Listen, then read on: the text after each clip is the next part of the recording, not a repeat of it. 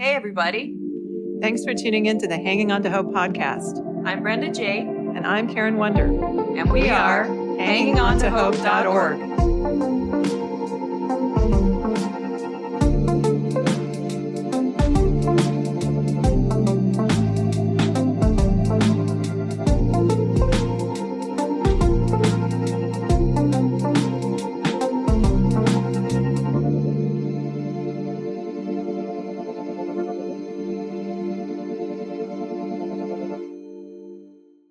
This podcast is intended as educational and is not psychological or medical advice.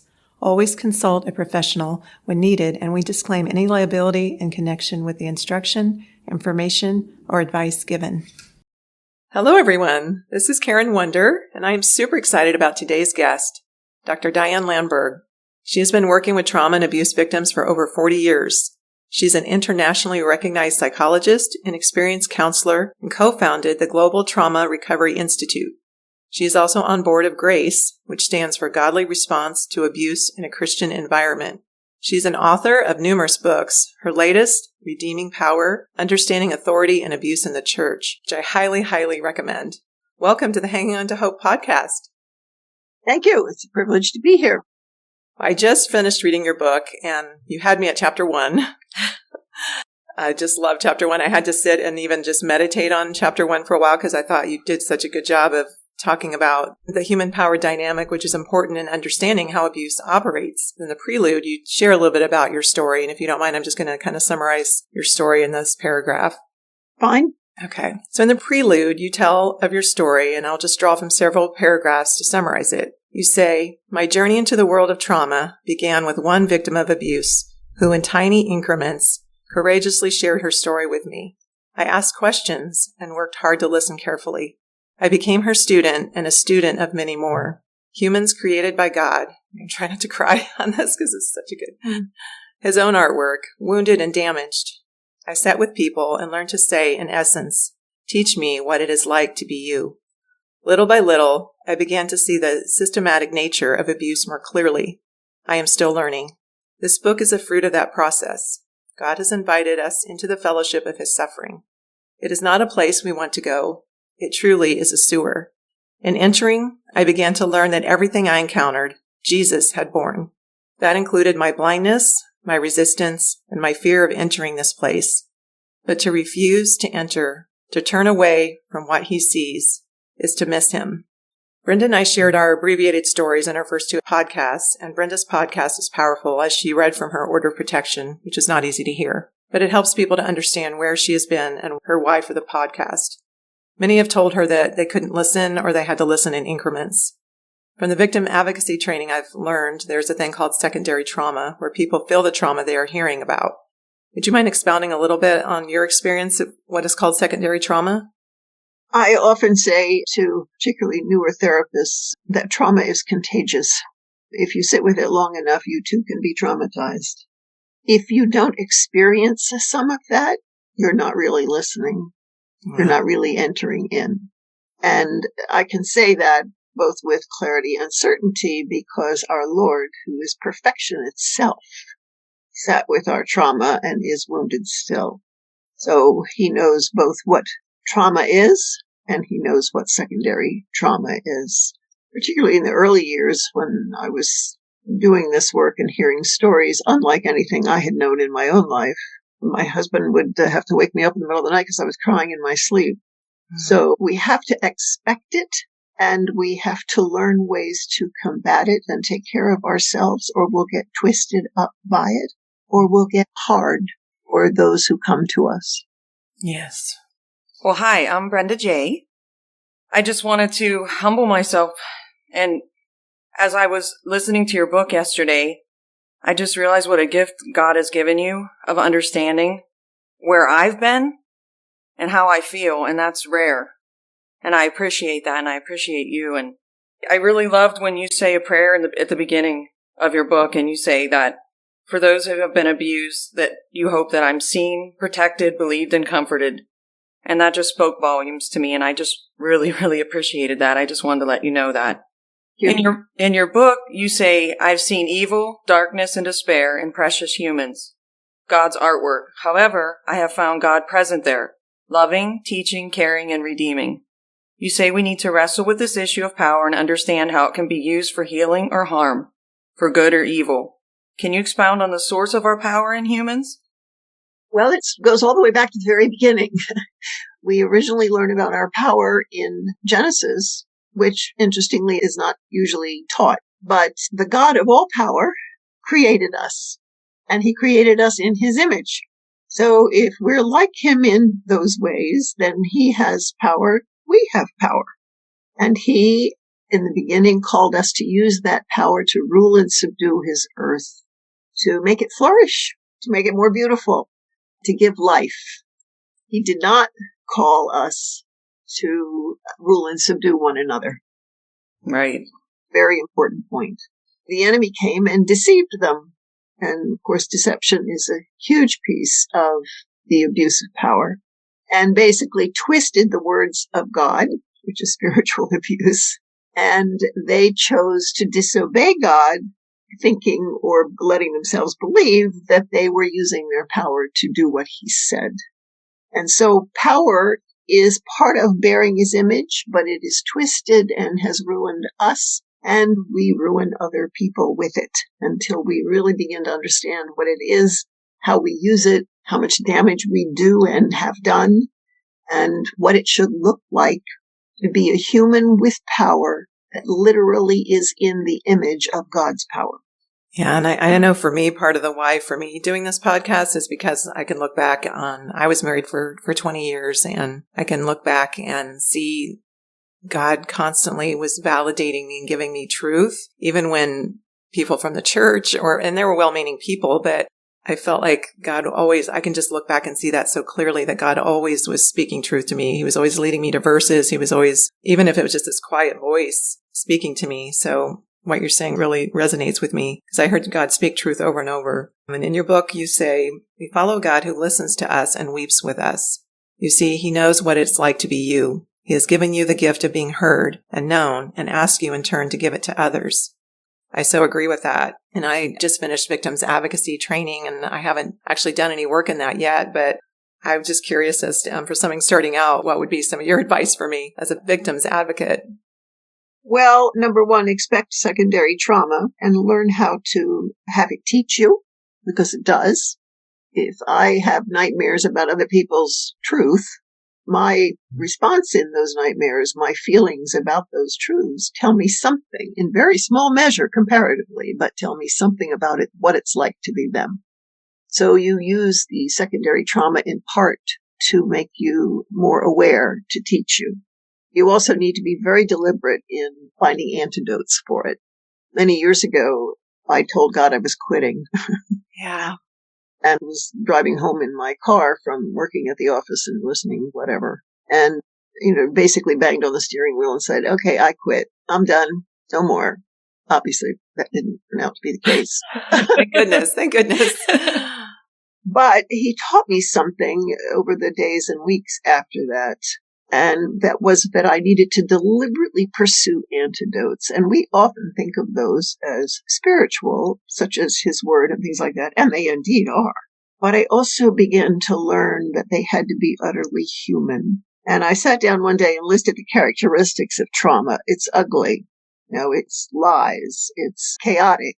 And the antidotes are, if it's ugly, I need beauty. If it's chaotic, I need order. And I need those things on a human level, not just a spiritual level. I need both. Yes. So I love the woods. I love gardening. I watch the birds and learn their names. And when things are chaotic, I listen to Bach because he didn't have a chaotic moment in his life with the music. Yeah. So we have to remember our frailty and the fact that we need human food of beauty, yes, as well as spiritual. Otherwise, we won't last. We'll get twisted up and we'll hurt people. Yes. And that really stood out to me when I saw that on your video when you told that story, and that how you made a second list, and that second list was basically all of God's characteristics. Yes, that he is the beauty. That the music is beautiful because of who God is. Right. The birds are beautiful because he's their creator. it all goes back to him, but it's also just utterly human. Yes, and that was so encouraging for me because, I have done a little bit. I facilitated, Mending the Soul group, and in that training, they talk a lot about that too, because you're going to hear, evil stories, you're going to hear this darkness, and I was kind of a little bit worried about that, and that really encouraged me, you sharing that part of it, because it's just like what you're saying, we're called to do that. Just because it's difficult doesn't mean you don't enter in, but that, like you said, you have to have those anecdotes and just have that expectation. Yes, otherwise you will end up another victim. Right. Well, that's interesting that you said that too, because I spend a lot of time outside. We live in Arizona and the weather's beautiful, and it just ministers to me. It is just because I feel so raw inside from all the trauma. Constantly I feel broken and raw, and that really speaks to me. So what you just said is very healing, and very healing for the people that are listening. Hopefully they will take that advice. You say that to be vulnerable is to have the capacity to be wounded. When you offer love to another human being, you expose yourself to that possibility of hurt. Ask any parent who is suffering with a beloved child gone astray. How can we be wise in our vulnerability? Well, the first thing is acknowledging that we are. I think most humans, go back to Eden, what was the first thing Adam and Eve did? They covered. They tried to hide. And we don't like being vulnerable. And so, some people deal with it by abusing power and all those things. Some people do it by living frantically and never being still. There's all kinds of ways that we try. Some people have big egos and want constant praise. They're all people fighting their vulnerability. And then we think about our Lord, who isn't vulnerable and yet made himself so. Yeah. He's unapproachable. You can't change him. You can't, he is. And he became a baby. So, and his whole time here was of a time of great vulnerability. And so I think that the key there is, number one, to acknowledge it. There's no human who cannot be wounded. That's what vulnerable means, that you have the capacity to be wounded. And he lived in that state, experiencing the vulnerability all the way through his death. And what he said, his mantra, so to speak, over and over and over again is, I always do what he says, Father. So I'm wise about my vulnerability. I'm careful, and he was extremely careful and dead on in his assessments of other human beings. And, they tried to throw him off a cliff and he disappeared. It wasn't time. So he was vulnerable and he left, so he wasn't. Yeah. So there are many ways to protect our vulnerability that are good and right and do not do damage back to others. But we have to start by understanding that we are. And some people spend their whole lives trying to convince themselves and others that they're not. They always have to be the big one, the one with the most power, the one who can scare people, the one who can crush people. And that makes them feel not vulnerable, which, of course, really only demonstrates their vulnerability, that they have the need to do those things. Yeah. In your book, you say to be human is to have a voice, and abuse of power silences that self and the words, feelings, thoughts, and choices of the victim. I found courage when I did an in-depth study on the book of Romans and understanding on a deeper level that condemnation was not from God.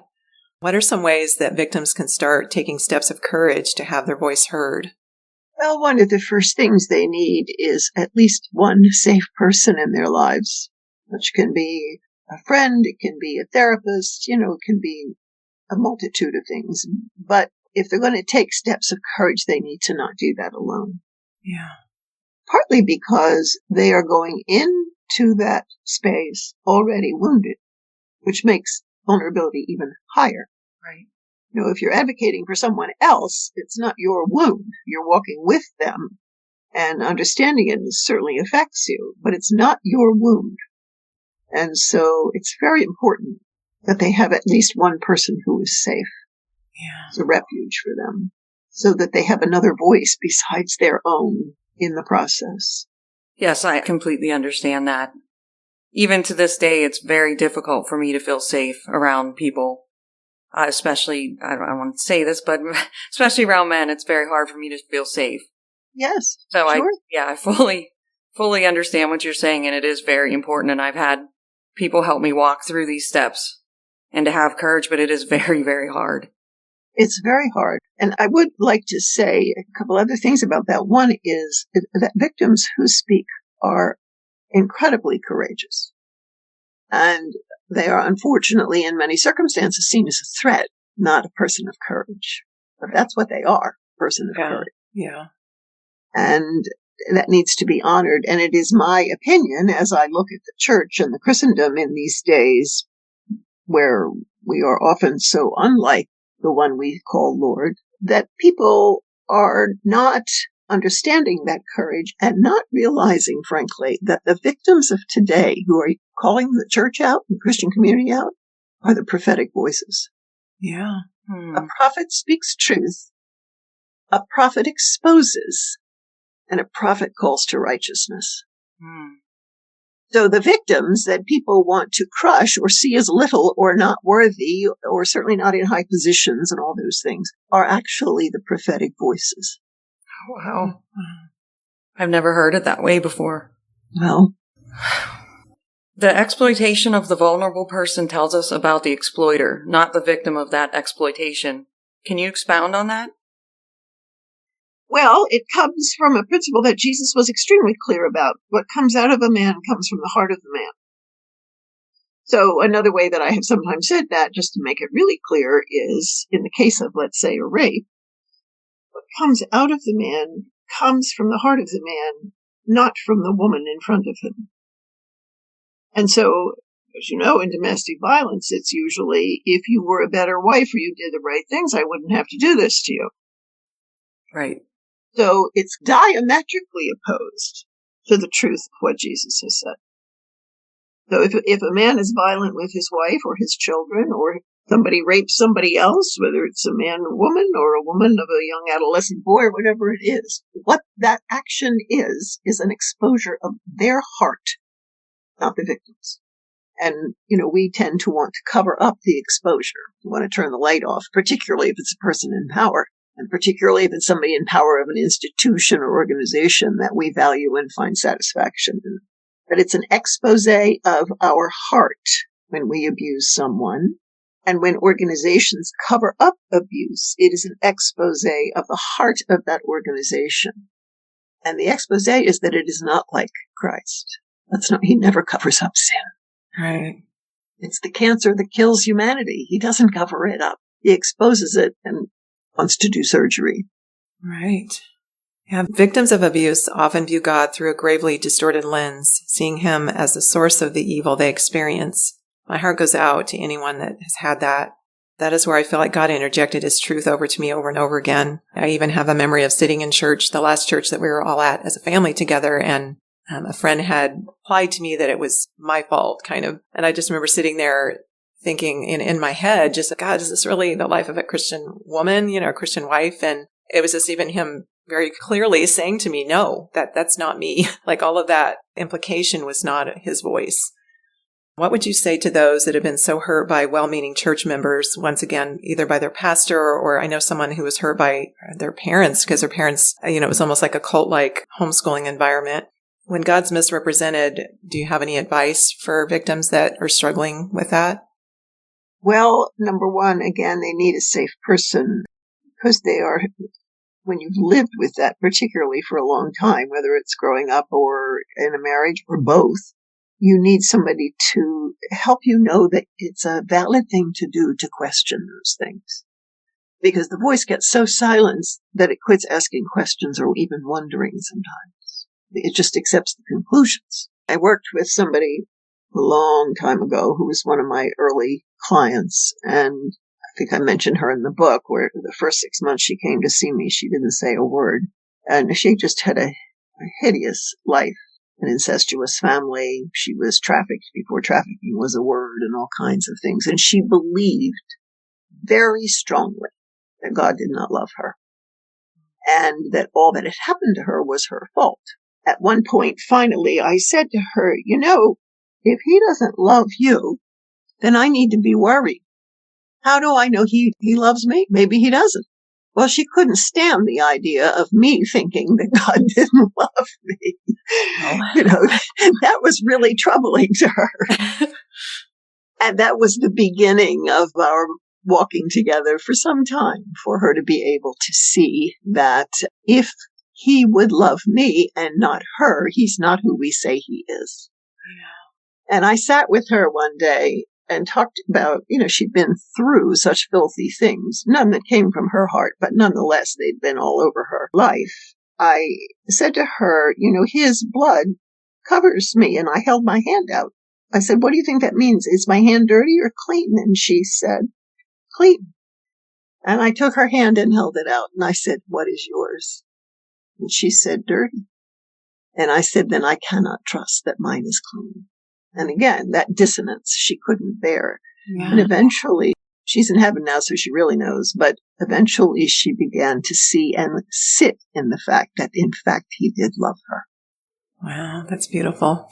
Wow, that's incredible. I feel really blessed that in the midst of everything that I was going on, I had a spiritual counselor that was praying for me the entire time to get through it, like on the phone, like speakerphone, and getting me through it. But for 2 years, I was upset and mad at God, but I knew that he still loved me. So I feel fortunate in that it wasn't, I don't even know how that's possible, but I did still feel God's love. Well, the question I have is, the study of power misused is also always a study of deception, first of self and then of others. Can you elaborate on that? Yes. And, again, if you go back to Eden, it's all there. The enemy came and he was the great deceiver, and he used God's words. And they were manipulated into believing things that were not the truth. And so when people are abusive, it's usually started a long time ago inside them before you see actions. And it's the kind of thing where, let's take something like pornography or something, and so it could go back to being an early adolescent who says, I'm just going to look because I'm curious. My friends are talking about this. Let me see what it is. And that's the first deception, because you're not curious. It's more than that. And then, of course, then you want to look more. And so you have to call it something else. And so we keep telling ourselves in little bits that what we're doing is okay, when on some level we know it is not. And the deception is like an opiate. It's a narcotic. It numbs us. And so we can do something we think is not okay and not feel guilty. And then that increases over time.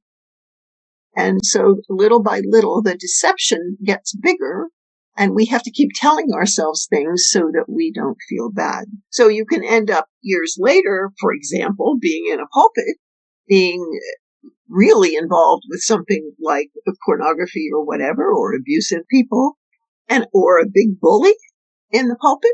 And you have ways of telling yourself, if my wife wouldn't do this, I wouldn't do this. If my congregation would treat me this way, I wouldn't talk to them like that. If my associate pastor wasn't like that. And so the deception gets bigger and bigger, and everything you do is okay, because when it isn't, you take the opiate. And eventually, you can't do truth anymore. There's a wonderful book called Jesus and the Disinherited, which is largely about race, and it's written by Thurman, Harry Thurman or Henry Thurman. But anyway, he says in there that if a man lies long enough, he himself becomes a lie. Right. And that's the enemy, right? Our enemy, that's all he is a lie. Right. He doesn't have any truth in him. And so we take the drug, and all humans do that. I mean, all of us have used deceptions to tell ourselves something is okay when it wasn't. Right. But it's the ongoing practice and deepening levels of it that destroy a human and can destroy a whole system. Yeah. Well, yeah, that's what happened to me. The lie piled on top of the lie until many, many people were destroyed in my situation. Yes. And the deception, you see, the system itself becomes deceptive.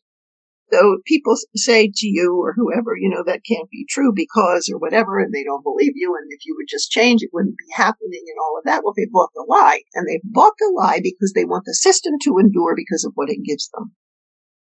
And so you can go from perpetrator lying to himself, a victim trying to tell someone, and that person lying to themselves, because they don't want to feel the pain of that. And then another person in the system lying to themselves until eventually you have the whole thing. That's what happened with the temple in Jerusalem. And eventually it killed him. Mm-hmm. That's what we do. When we pursue the deception and it grows until it's systemic, we're loving God, we're bringing people in who wouldn't ordinarily come to church, whatever. What we're doing is ultimately killing Christ. Yeah, that really resonated with me because I love the chapter in your book where you talk about how most churches today are run more like a business, looking at numbers. After I read that chapter, I just sat and I cried. It was like this cry that came out of me, and it made me realize that I'm grieving the church because It's really been since my divorce I haven't really been plugged in, and church was always something that got me through because I don't have a lot of family, and church was kind of, close-knit family and all of that, and I miss it, but yet, when I go, I can't go to most churches because I feel that. And having you put words to that helped me understand what I was feeling because I couldn't even put my finger on it. I was sitting there feeling cynical and I'm like, what's wrong with me? Why does my heart feel so hard? But when I read your chapter, it just really resonated with me and it just, made me realize I was grieving that. I was grieving the loss of that. I mean, not that my church right now is still online, which I know is a lot of churches are. It's just the world we live in right now. What would you say are some signs of a healthy church?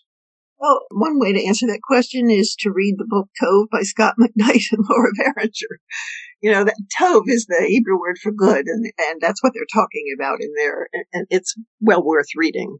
But if you think about the image that the scriptures give us is that of a body with a head. I mentioned in the book my father being ill for several decades with a neurological disease, and he was a pilot in the Air Force and extremely coordinated man in many ways, whatever. And he couldn't tie his shoes. He couldn't do anything after a time.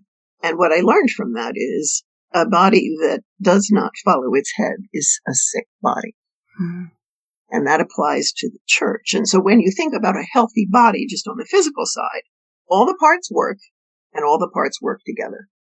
The parts don't injure each other. When somebody comes to the office because they're cutting themselves, that's obviously unhealthy. That's a sign of not being healthy. If you have people who cover up the fact that they cut themselves, you have other parts of the body participating in that, which is also unhealthy. Right. And so it's the same. A church that is healthy looks like its head. And what does its head do for the least of these? What does it do for the people who are crushed by those in power? How does our head respond to brokenness or to fear? How does our head respond to the mistreatment of others? There is no place in what we know about Christ as our head and the body that would justify domestic violence. It's not possible. Yes. There is no place. That's a body not following its head. Obviously, it's an individual not following its head, but then as others protect or cover up or do whatever, the body is not following its head, and it is walking in a way that is diametrically opposed to the Lord Jesus Christ and calling it good. Yes. Speaking of deception. And so we can measure by the likeness to the head, not by the words of the perpetrator, which is what we tend to do. And the position and the power that person has. And so they say, no, I didn't do this, or if she hadn't that, or whatever they say. And so we cover it up because it can't be true because this is a good system. But it isn't a good system. It's very sick. It has cancer. The victim has pointed out the cancer. And everybody's saying it can't really be cancer. We don't need to deal with this. The victim is the cancer. And so the cancer spreads. Yeah. Jesus said he was the truth, which you say means anything that does not look like God incarnate is not truth. You also say deceived hearts are closed hearts, which closes our hearts against those in need. There is so much need around us right now. How can we keep ourselves from compassion fatigue? Well, we probably can't. Yeah. Right now. Right. I don't think I can. Well, I mean, we're finite, right? Right. We can't keep ourselves from it, but we can be wise when we see signs of it and take a pause and find rest and rejuvenation and all of those things, which sometimes might be one day and other times might be a lot longer. And it isn't a sign of weakness or anything else. It is a sign of being human. I mean, the God of the universe used to go up on top of a mountain and look at the stars. Yeah. So if he needed to do that, we need it more. Yes. So we need to see it as, somebody's knocking on our head saying you're not okay. And if you're going to help people, you have to deal with this. And so you have to acknowledge your own vulnerability, your own frailty, your own needs, live in the truth of those, care for them so that you can go back and do more. Yeah. Everyone needs to go camping or just get out in the wilderness because Yes. Yeah. It's very rejuvenating and grounding to be out in the wilderness or just to be out in nature. Yes. And to not always be with people who need you in those ways. Yeah. Right. If you can't they can't take a break from their trauma. So people often feel guilty taking a break. But if you have somebody with 2 broken legs that you have to carry on your back to get them to help, if you walk so long and never stop that you break your legs, you're hardly going to be helpful. Yeah. You have to take care of your own legs in order to carry the person. Right. It's that whole analogy of on the aircraft, put your oxygen mask on first. Otherwise, you're going to pass out and you won't be able to put it on your child. Yes. Yeah. You say that nearly all Jesus' miracles were interventions on behalf of life. He intervened for those who were oppressed, abused, diseased, and endangered, traumatized. He stood against anything that deformed, crushed, and destroyed humanity, including religious leaders. In the meeting with the Samaritan woman, Jesus crossed the lines between male and female, pure and impure. He ignored nationalism, racial prejudice, gender bias, and rules for clean and unclean. He pursued them with love and truth. He pursued them one by one. I love this part of your book where you say that when you feel overwhelmed, to remember that people are sacred, created in the image of God. Systems are not. Institutions are not. And that's kind of what you've been expounding on. Can you expound on what it means for us to live with systems and when we're longing for that authenticity? I don't know if there's any more you can add to that, but. Well, I think we have come to worship systems. Systems are a human thing. The only system in heaven is going to be God and his body. Aren't going to be all these other things. Because he's sufficient, and so those systems that we have, which is fine. Our first focus, of course, is our own love and obedience to Christ, and then calling the system to the same thing. But, no system is going to be perfect. So when we live with systems that have problems, part of what we are called to do is speak the truth to one another as the body. And then we have to decide what to do. If, as Jesus said, he who has ears to hear, let him hear. What do you do when you keep telling them and they don't listen, which is what he did with the temple in Jerusalem? He eventually walked away and wept. So what we mustn't do is make the system God. That if this big church or organization falls down, God's going to be hurt. Well, actually, he's being hurt by the sin that's being covered up. The system is not who we worship. It is not what we are called to preserve above all costs. And we live as if those things are true. Yeah. Wrong. We're wrong. We've got it confused with God and the fact that he calls his people to love him with everything they have, to walk in obedience to him no matter the cost, which is what Jesus did. Call others to do the same. And when a system refuses, it is not sacred. No. How can church leaders create a safe environment where victims can share their stories and receive healing? Very carefully. I sometimes get emails from pastors or leaders in churches, which are wonderful, saying, we want to learn how to take care of victims in our church. We know we have them. So what do you recommend? And I also tell people, when I look back on my work, the victims that I have worked with of all kinds of abuse and everything else, who have had safe people walk alongside them and a church that helped protect them and believe them and encourage them and everything, spend less time in my office finding their way than those who have nothing. Mm-hmm. So, church is right or leaders right. And you need to read. You need to study it. If 1 in 4 women in our churches have been sexually abused and 1 in 6 men, think about your women's ministry and your men's ministry and count off 1, 2, 3, 4, 1, 2, 3, 4, 5, 6. Yeah. But you don't know what to do. You're not even really sure what that means to be sexually abused in some cases, So there needs to be study. There need to be experts brought in to teach. There's all kinds of resources available. I have a bunch of them on my website. The American Bible Society has the Trauma Healing Institute, and they train lay people to do groups for people who have been traumatized. It's not therapy. It shouldn't replace it and all of those things. But it makes the body aware of the wounds that are in its midst and gives them wisdom about how to walk with and care for those who are wounded and protect others so they don't add to the number.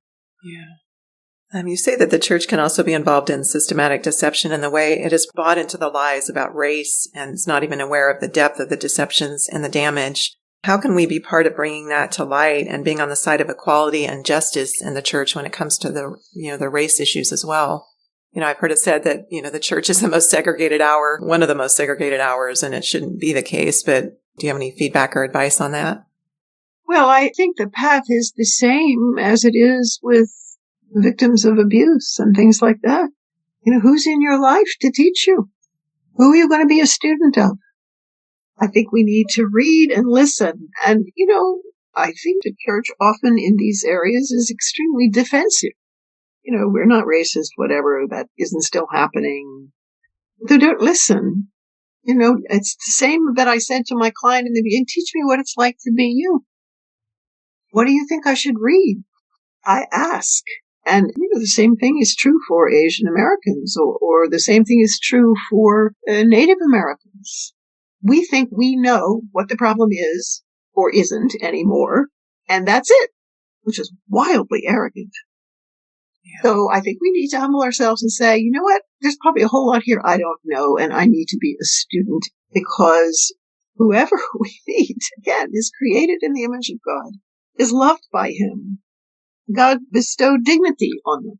Yes. But we don't know what it's like to be them. We think we do. Right. We think we know what it's like to have hundreds of years of slavery in your history.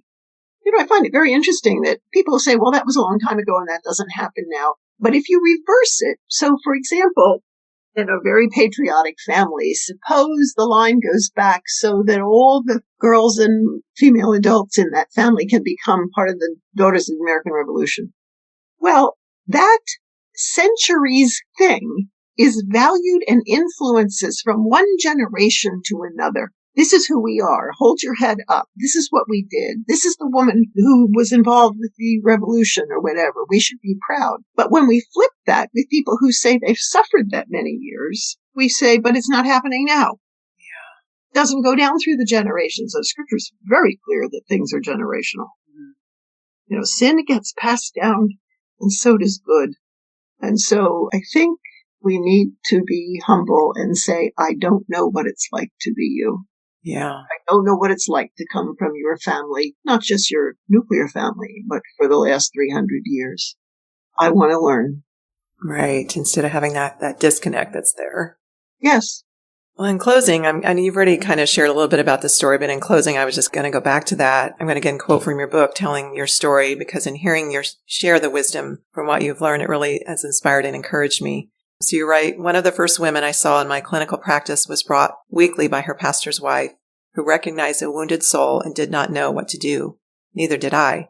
She came faithfully, sat in a chair in my office, and did not say a word for 6 months. I talked way too much at the beginning and eventually learned just to be quiet and be with her. When I later learned her story, I realized that those 6 months were her first experience of being with another human being and feeling safe. It was an immeasurable gift I did not know I was giving. She was my teacher. She taught me how to leave my world and enter hers. She taught me how to listen so as to truly understand. She taught me how to sit with the horrors of her life so that she did not have to sit with them alone. She taught me not to script the healing of a human being. She eventually learned that God truly did love her and hated what had been done to her. She learned those things because I cared for her and hated what had been done. Well, my mistakes were many for sure, but I stayed and listened and treated her with dignity and care. Ultimately, she taught me about Jesus and something of what it means to look like him to others. He became like us so that we could become like him. And that was just such an encouraging story. And that's what's so encouraging about you and your work. I just love that you're real about there are times you've wanted to quit, that it's not always easy, but that to me, it's just the fact that you've persevered and you're still doing that all these years is just a great encouragement to me. So I'm just so thankful for your voice, and I'm so thankful for your time today. Oh, you're quite welcome. And I think there have been many joys in this work, not the least of which is watching people become more of themselves as God intended them to be. But ultimately, it is this work that has taught me about the Word made flesh, and that's the call on my life. Yeah. And yours. And the church at large, that we are to be the Word made flesh. Right. One thing that I felt empowered to say that I took from your book is that I refuse to be one of those damaged by violence and being tossed aside, and I will have a voice. And that was very, very important to me. I just wanted to add that in, and I really appreciate you coming on to the show as well. And we just wondered where we'd be able to find you on social media, or where our listeners would be able to find you on social media. Yes, again, I have a website that has all kinds of stuff on it, including videos people can watch. It's the way to access all of my books, and I'm on Twitter. What's your website address? DianeLangberg.com. Oh, easy. We like that.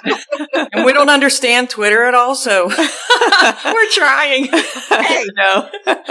this 72-year-old woman has had to figure out Twitter. We're working on it. I love your tweets, though, because it's like little truth bombs, 2 or 3 times a day, or they're so good. Most of those are taken from books I've written. Yeah, that's what I wondered. Wow, did she just come up with that? No. I did come up with it, but not just. Yeah, not there spur of the moment. All right, well, you're inspiring us then. We're going to get on top of it with Twitter, I guess. Well, thank you so much for your time. And a big fan. So thank you so much for your time and being on our podcast. You're welcome. It's a privilege. Have a good day. Thank you. Thank you. You too. Bye-bye.